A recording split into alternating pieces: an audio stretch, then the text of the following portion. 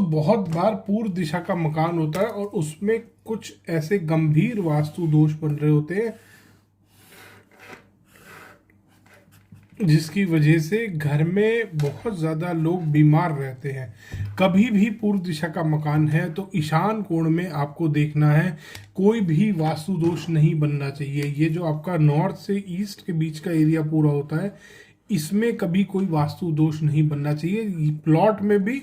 और जो आपका बिल्टअप एरिया है, मान लीजिए ये आपका घर बन रहा है, बिल्टअप एरिया में भी उत्तर के सेंटर से और पूर्व के सेंटर तक इस एरिया में कभी भी कोई वास्तु दोष नहीं बनना चाहिए। वास्तु दोष कौन सा होता है इसमें?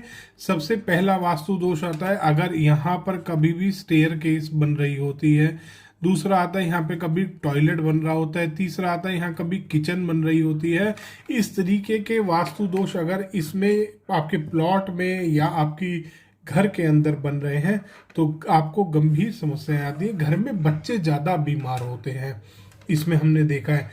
अग्नेय कोण में अगर कभी भी वास्तु दोष बनेगा प्लॉट के या भूखंड के, आपको ध्यान देना है घर में फीमेल मेंबर ज़्यादा बीमार होगी, घर में फीमेल मेंबर को इलनेस रहेगी कोई ना कोई।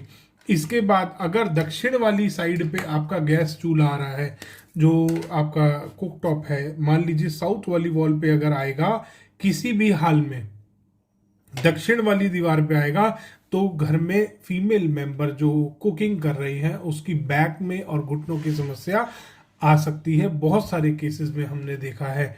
इसके बाद अगर नैऋत्य कोण में और ईशान कोण में, यानी कि घर के नैऋत्य कोण में इस एरिया में और इस एरिया में अगर कोई भी वास्तु दोष होगा, या इस एरिया में और इस एरिया में कोई भी वास्तु दोष होगा, तो ओनर जो घर का मुखिया है उसका पैसा बहुत बर्बाद होगा। उसका पैसा बीमारियों में भी जाने के पूरे चांसेस है कि घर का मुखिया भी स्ट्रेस में रहे और बीमार रहे।